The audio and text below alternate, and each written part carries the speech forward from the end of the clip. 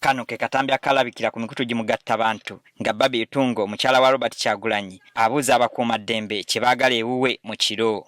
What is it that you want in our company? Ekyaddirira yali Babi kuddusibwa mu ddwaliro Ensambya era gye yannyonnyolera engeri ab'ebyokwerinda gye baamulumbamu ne batuuka n'okwagala okumutuga.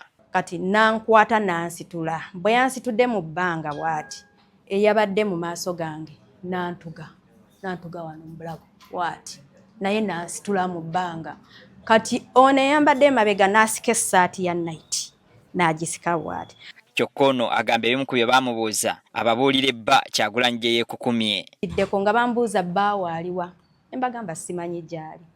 Kino era ne Kyagulanyi yennyini yalabiseeko mu katambi ke yatadde ku mikutu gye gimugatta bantu ng'ayogerera abakuumaddembe ebisongovu okulumba mukyala we. These and many things that Museveni's regime is doing through his son and his other people are not signs of strength. These are signs of weakness. If Museveni claims that he won the election, why is he panicking? Why is he doing all manner of terrible things? Why is he harassing people? Why is he harassing me and my family?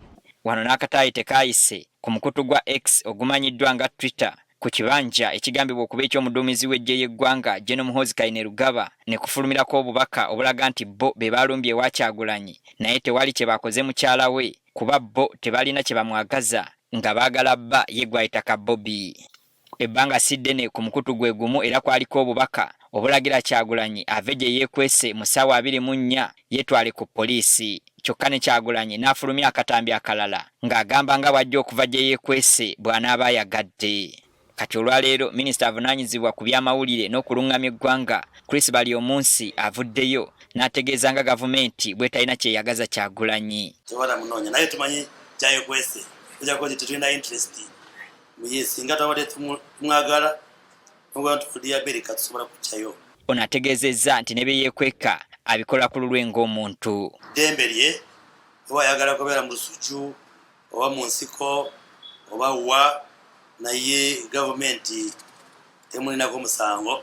Bwe twogeddeko n'akola ng'omwogezi wa UPDF Kano Chris Magezi ku lukomo lw'essimu naye akkaatiriza ensonga eno. Bwe tuba tumwetaaga kitwalira budde kumukwata Kyagulanyi.